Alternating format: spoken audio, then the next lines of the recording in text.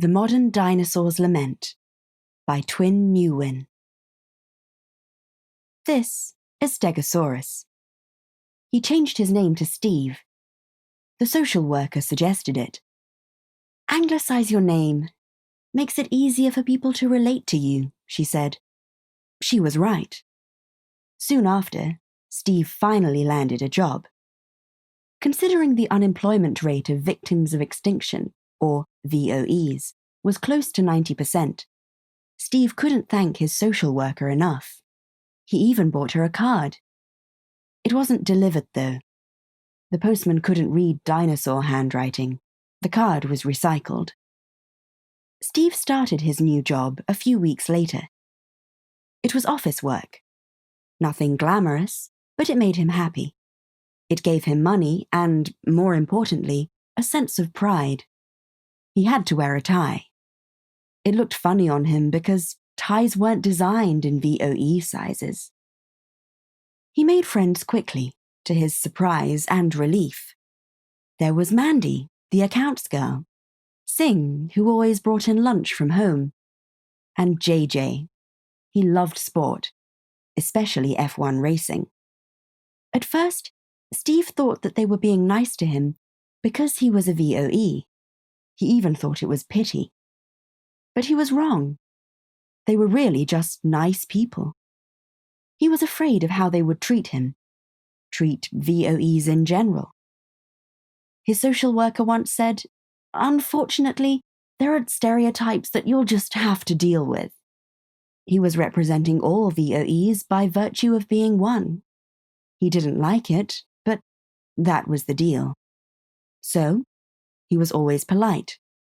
He got to work on time. He stayed late. Society at large didn't accept his kind. He couldn't do anything about that.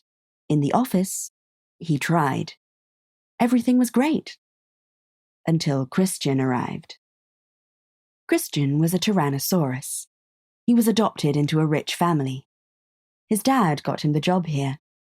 He had a custom-made tie. It fit him perfectly. He spoke without an accent. He was no VOE. "Hey, look! Another dino here. What's your name?" "Steve."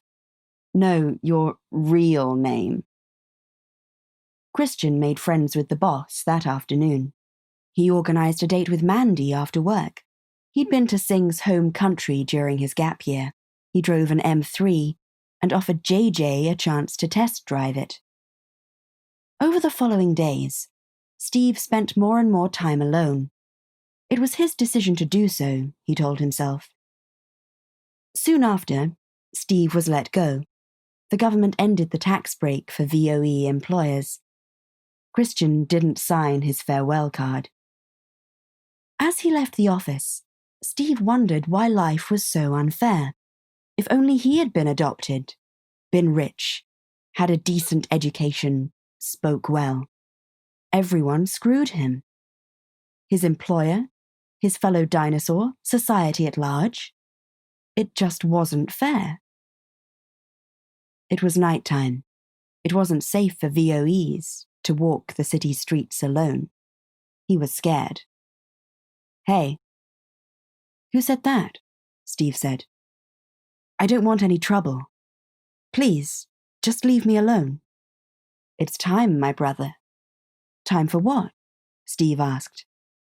"Time for a revolution."